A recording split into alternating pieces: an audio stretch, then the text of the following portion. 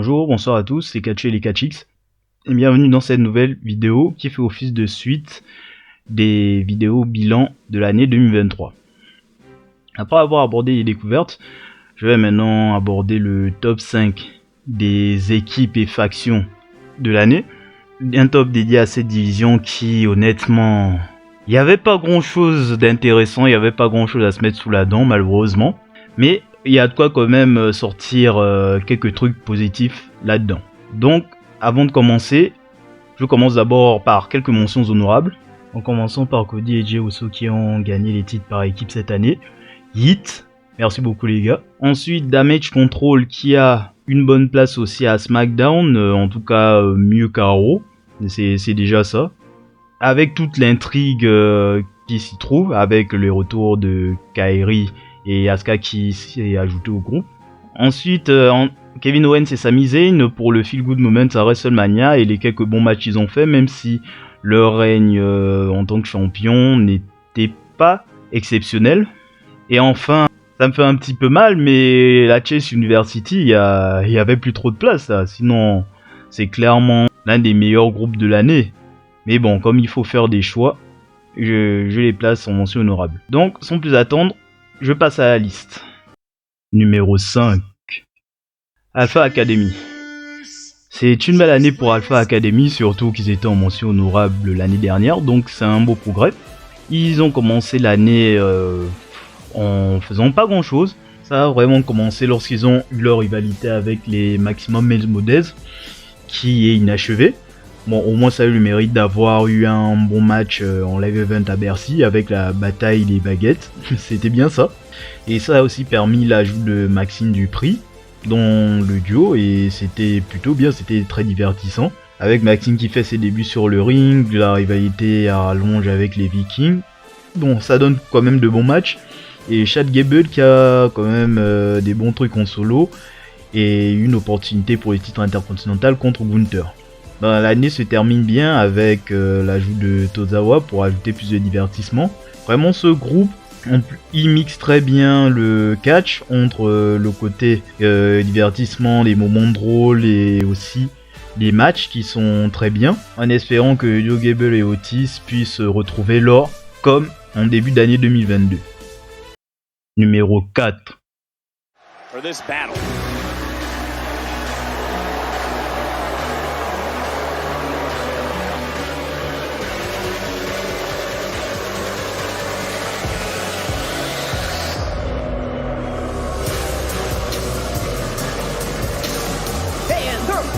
Accompanied by Jakara Jackson and Lash Legend, representing Metaphor. Métaphore. Ça fait du bien de parler de métaphore, j'en aurais pas souvent l'occasion. Le clan s'est formé vers l'été dernier avec Koro Mensah, Lash Legend et Miss Jackson pour aider Noam Dar dans son match pour les Heritage Cup. Et ce groupe constitue l'un des meilleurs éléments de NXT clairement.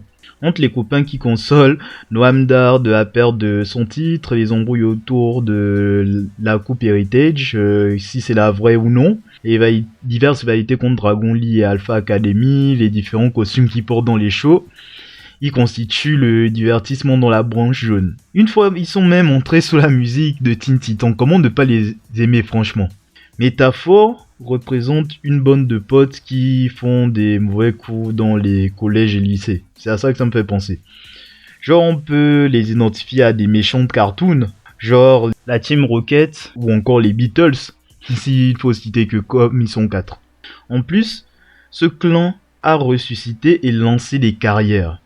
Il suffit simplement de voir Noam Dar qui suscite de l'intérêt à la télé depuis l'histoire d'Alicia Fox. Et ça a aussi lancé une équipe féminine plutôt sympa avec Lash et Jakara. Surtout Lash qui connaît de gros progrès cette année. Et Oro Mensah, qui perd bien. C'est le nulard du groupe, mais on aime bien, voilà. Et c'est à chaque fois leur segment que je regarde à NXT. Et sans que ça soit des matchs nécessairement. Et franchement, ce groupe, il y a de quoi continuer sur cette lancée. S'ils vont en main roster, il faut qu'ils soient constamment présents. Il faut qu'il y ait des angles marrants avec eux. Même si c'est pour être des jobbers, on s'en fout. Mais tant qu'ils continuent à assurer le divertissement comme ils le font à NXT. Et c'est vraiment le meilleur groupe du moment. Mais ils ne sont qu'à la 4ème place parce que vas-y, il faut recouvrir toute l'année. Mais bon, au moins ils sont là. Numéro 3. Le Judgment Day. Ça me les tord de les mettre dans cette place, surtout dans le top 3. Mais il est à reconnaître qu'ils ont leur place. Déjà que pendant toute cette année, ils étaient dans les programmes importants d'Euro, où les mecs faisaient pratiquement les main events chaque semaine, où il y a Damien Priest qui a remporté le Money in the Bank, Dominique qui est détestable au point où on ne veut même pas l'entendre parler et qui est champion nord-américain, et Rhea Ripley, la leader balèze qui domine la division féminine d'Euro. Et en plus de ça, ils ont fini par valider leur domination en remportant pratiquement tous les titres, même si bon, le titre nord-américain voilà, mais ils étaient tous champions en même temps, et rien que pour cela, ben ça a le mérite d'être noté. Donc là ils ont rajouté JD McDonald qui s'est incrusté dans le clan, et il y a des intrigues maintenant autour de ça en cette fin d'année. Maintenant à voir. Le Judgment Day Reigns Monday Night cette année, ok d'accord, mais plus jamais, j'en ai marre, c'est bon. Numéro 2.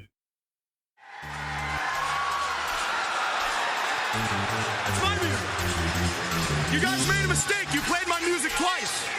What's going on?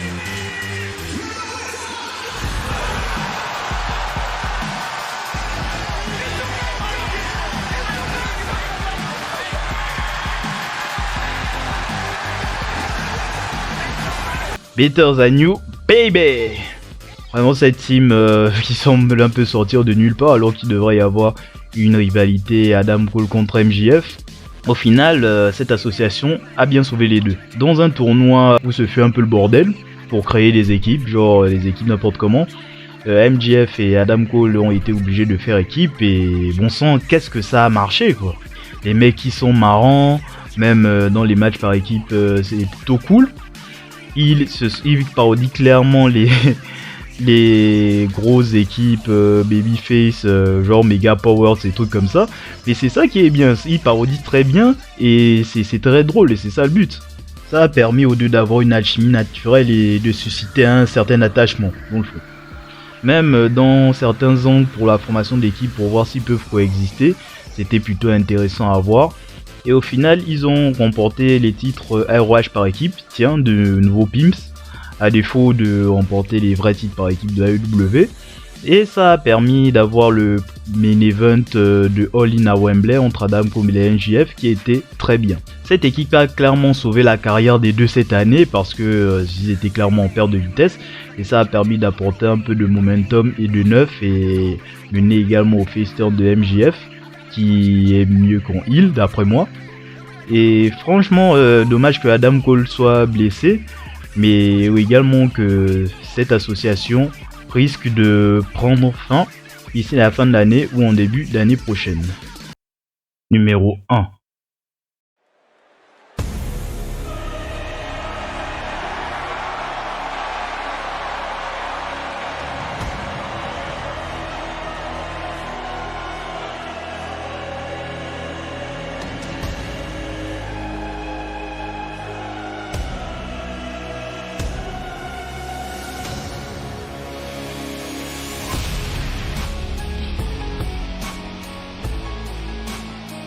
La Bloodline. Ben oui, la Bloodline. C'est vrai qu'on retient le fait que ça vivote en cette fin d'année. Mais faut pas non plus oublier tout ce qu'ils ont fait durant toute cette année.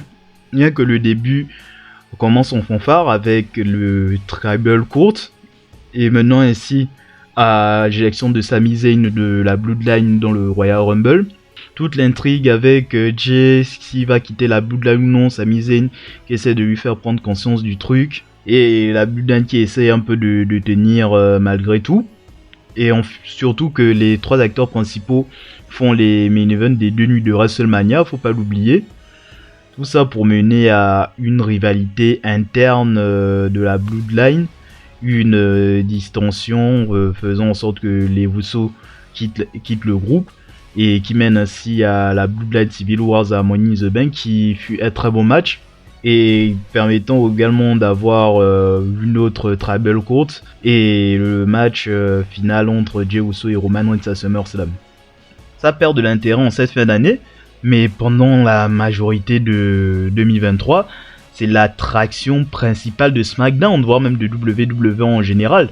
Ça, on ne peut pas le nier. Et même là, ils réussissent plus ou moins à sauver les meubles, même si on voit clairement que c'est plus la priorité et que la Bloodline est sur la fin. Mais globalement, cette année, ils ont réussi à raconter une grande histoire dont on va encore parler dans plusieurs années. Et franchement, merci de la Bloodline. Je reconnais ce clan et tous les acteurs une fois de plus en cette année 2023. C'est ainsi que s'arrête cette vidéo. Je vous laisse commenter également votre avis sur mon classement et faire le vôtre en l'occurrence. Je vous invite également à vous abonner, je ne le dis pas souvent, pour être au courant des nouvelles vidéos rapidement. Et vous pouvez également liker et partager sur mes réseaux sociaux et on se retrouve pour un nouveau top la semaine prochaine. À bon attendeur, salut!